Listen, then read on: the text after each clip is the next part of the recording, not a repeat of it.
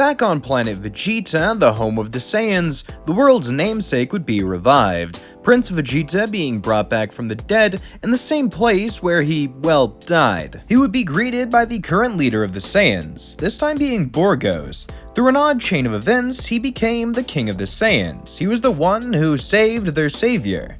He's the savior squared, and thus he was crowned king, but since Vegeta's returned, he should probably be the person leading them. Well, after a couple of years of training for the position, since he's still technically a teenager.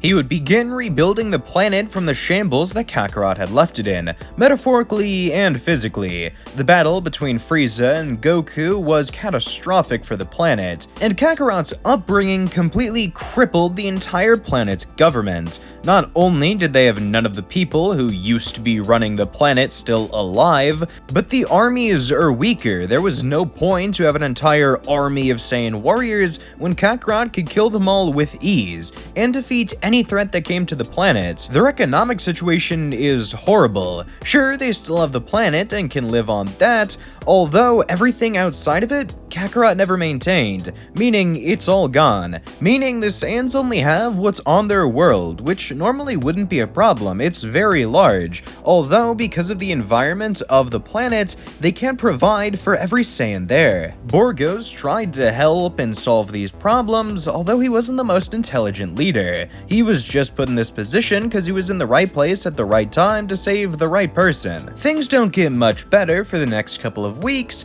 that is until Frieza would telepathically contact Vegeta. He's currently on the realm of the Kais, learning all of their techniques. These guys are pretty much gods, and once he's able to teleport, he'll make sure to arrive on planet Vegeta and bring them all the resources they need. Although, in the meantime, Bulma's heading there with a ship with capsules that contain continents worth of food. That way, the planet will be held over until Frieza is able to bring more cargo. Vegeta would thank him many times over, although he also asks if Frieza can bring some ships. The Saiyans' time of colonizing other worlds is far past, although it wouldn't hurt to make some alliances, that way they don't need to rely on Earth for all of their resources. Frieza agrees, although Shin steps in. Being the person creating this telepathic link, he would talk to Vegeta, asking if they would rather just have the ability to teleport on their own. He's not talking about the Kai, that would be far too difficult for them to learn, especially millions of people, although there is another way of going from planet to planet instantaneously. There's a race of people out there known as the Yardrats, who have all sorts of magical abilities, the most prominent of which being instant transmission, at least in this circumstance. And as the name implies, it means you can go from place to place instantly. Vegeta would of course be interested, but he's not sure how they would get to Yardrat to learn this technique, and Shin says they don't have to. The Yardrats just have to come to them. Kibita would then teleport over to the home of the Yardrats and grab a few of their most powerful wizards, asking them if they'd like to go help a more powerful race, that way they have some much needed protection, to which the Yardrats would of course agree. Paibara, as well as some of his best students, would then all head to planet Vegeta, where the lessons for the Saiyans would all begin. It would be long and hard, much like the thing that entered your mom last night, although eventually the Saiyans would be able to master the technique. They didn't even have basic ki control, so it would take an extraordinary amount of time, although with a large portion of their race now being able to teleport, all of the Saiyans' problems are pretty much gone. Not only that, but in a couple of months, the Saiyan race would be stronger than it ever was before. Their armies would get the chance to train with the most powerful warriors across the universe, and through making alliances with any races that might need some powerful friends in their corner, the Saiyans would also be able to increase their technological abilities far past where they were before.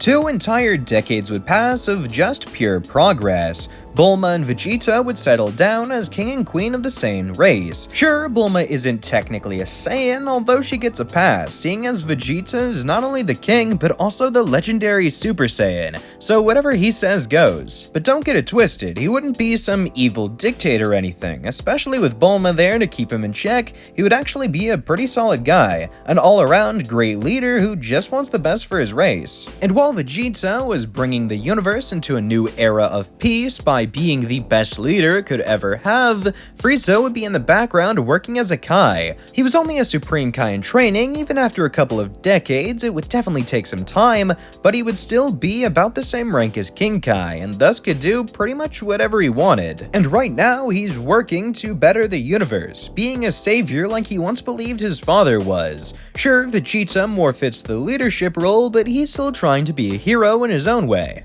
But no matter how long the peace lasts, there is always one constant to break it, that being the god of destruction Beerus, who would awaken from his slumber in search of his ultimate rival. But after hearing that the mortal level of his universe has risen exponentially since he last was awake, Beerus would decide not to kill/destroy whoever this rival is, because clearly their involvement in his universe has saved him a lot of work. In fact, they might have also saved his life, seeing as Zeno doesn't really look too favorably on universes that don't have high mortal levels. So after a tasty meal, Beerus goes off in search of King Vegeta, who he would at first believe to be his ultimate opponent, since this guy is a Saiyan and incredibly powerful, at least in comparison to the others. And shockingly enough, Vegeta, while just using regular Super Saiyan, is actually stronger than Super Saiyan God Goku from the original movie. He has spent decades training alongside Frieza as well as mastering the Super Saiyan form, so right now he's far stronger than Beerus could have ever expected. Still though, Vegeta is nothing to Beerus, so the God of Destruction would instead offer the king the chance to train under Whis, gain the ability to utilize God Ki and even master it, which is a tempting offer although Vegeta refuses. His Saiyan blood is pumping at the opportunity to fight against Beerus on an equal playing field, although he just doesn't want to leave his kingdom behind. Years ago, Kakarot showed him just how lucky he is to be able to rule over these people, have the life he currently lives, and he's not gonna risk that. A Saiyan who cares more about his people than fighting. That's certainly new, although it means you have something to lose. A devilish smirk then appears on Beerus' face, as he points his opened hand down to the ground, charging up a swirling ball of purple energy. Vegeta would rush in, now launching into Super Saiyan 2, trying his best to defend his home, although even now Beerus isn't impressed, so he just stands there as Vegeta kicks and punches, trying to move the destroyer, but it's not working. If that's truly the best you've got, you don't deserve this lovely planet. Say goodbye, King. A purple kitty cat causing trouble. That's new. Frieza then uses his telepathic abilities to pull the Hakai towards him, examining it and realizing it's quite powerful. Well, this energy is new. More than godly, it feels destructive. Who are you, kitty cat? My name is Beerus the Destroyer, and what you currently are playing with is called a Hakai. I'm not sure how you were able to rip it away from me, although I'd suggest giving it back before...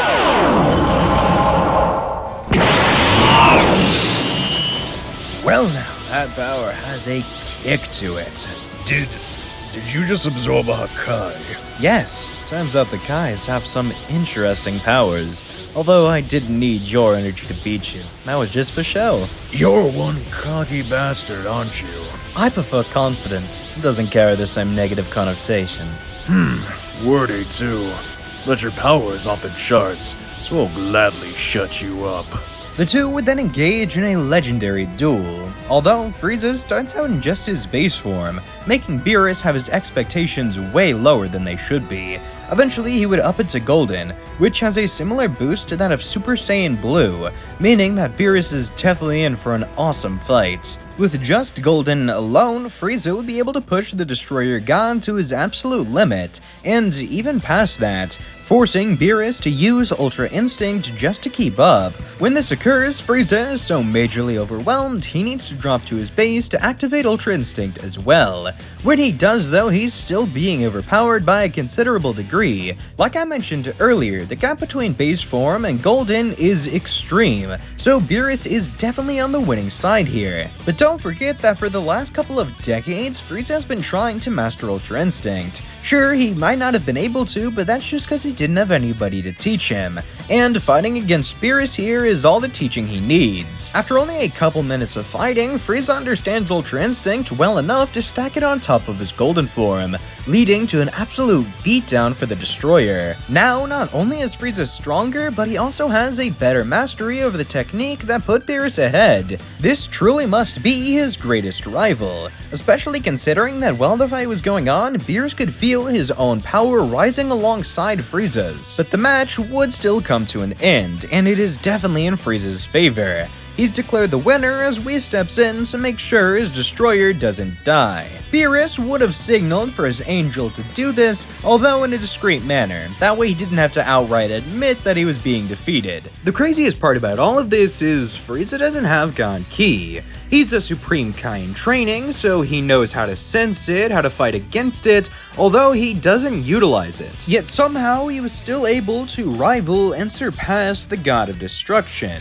He truly is an interesting being, that with enough training by the right people, could even surpass the angels one day. And since he's been seeking out the likes of Beerus and Whis for the longest time to train under, and they're here now, he might just be able to accomplish that goal. Chuckling a little bit, Whis would offer Frieza the same thing that Beerus offered Vegeta before him, the chance to train under the two of them. Well, mostly Whis, since Beerus spends most of his time sleeping, but the Angel is a better teacher anyways. And obviously our hero would agree, although Beerus is a little annoyed that Whis made this offer before consulting him. Either way, Frieza would begin training with the two of them, and would practically live on Beerus's planet, even if he spends most of his time off-world, going out and patrolling the universe. Thanks to Kakarot not liking to abide by rules, the Galactic Patrol no longer exists, meaning that Frieza's plate is full most of the time. But whenever he gets the chance, he would train with Whis, mastering Ultra Instinct as well as gaining God Ki. And like I mentioned earlier, Vegeta would be helping Frieza with the whole protecting the universe thing. His armies are able to make sure that no threat ever really arises. And with most of the planets in the universe being united under King Vegeta, there's no wars. It's obvious who the winner would be. Even in contests between smaller factions, Vegeta would step in, making sure the fighting doesn't get too out of hand. This all means that Frieza is able to spend a lot of his time training with Whis and Beerus, although the majority of it is spent making the universe a better place. And things would remain like this for decades. Eventually, Vegeta would grow old, his hair would turn white as his rapid aging begins. All Saiyans remain in their prime for many years, although when time catches up to them, it does so fast. Although Vegeta's pride isn't going to allow him to just fade into the next world. Rather, he wants to fight against a worthy opponent for one last time, this being Frieza. His new friend is not only the Supreme Kai, but also a candidate for God of Destruction, so Frieza believes this wouldn't be a fair fight. But Vegeta says he doesn't care. It's the last opportunity he has to use his full power before it fades away. Understanding the helplessness that Vegeta must feel from having all of his power being taken away so fast, Frieza agrees. They head to a planet that's near uninhabitable, meaning there's no life to get in the way, but they can still breathe and survive there. Frieza goes into his golden form and Vegeta tells him to take it to the next stage. He knows that Frieza has gotten many new abilities and many new forms, so he obliges, activating Ultra Instinct on top of his golden form. As his God Ki activates, the purple crystals around his body turn to red. This power is unlike anything Vegeta has ever felt, although he can still sense it. As, much to the surprise of Frieza, Vegeta then powers up into Super Saiyan God. He explains that he spent enough time around enough creatures, some divine, that he is now able to utilize their energy. And on top of that, he activates Super Saiyan. He didn't have enough experience with godly energy to push it any further, although Super Saiyan Blue will be just enough for his final bout. Having trained with the likes of Frieza for damn near a century, Vegeta is still able to keep up, much to the surprise of the Emperor. He's not holding back anything. Ultra Instinct on top of Golden might not be the farthest he can go, but he's using every last bit of his power with these transformations. And Vegeta, the old dog that he is still keeping up. Although, midway through the fight, Vegeta has a request. He communicates it telepathically, that way Bulma, who is watching this, wouldn't hear it. He says he wants to die here. He doesn't want to go out weak and sniveling. He wants to die a true warrior's death, and Frieza, although somber, does agree. When the two are both running low on energy, Vegeta soars into the sky, putting every last drop of power he has into this next attack, before screaming Gali Gun. Frieza would get into that same stance Goku did in the Saiyan Sanka before shouting Kamehameha. The beams would clash and the very fabric of reality itself begins to tear apart at its power. And even though they are evenly matched for the longest time, eventually Frieza would give a smirk before saying, "Goodbye, my friend."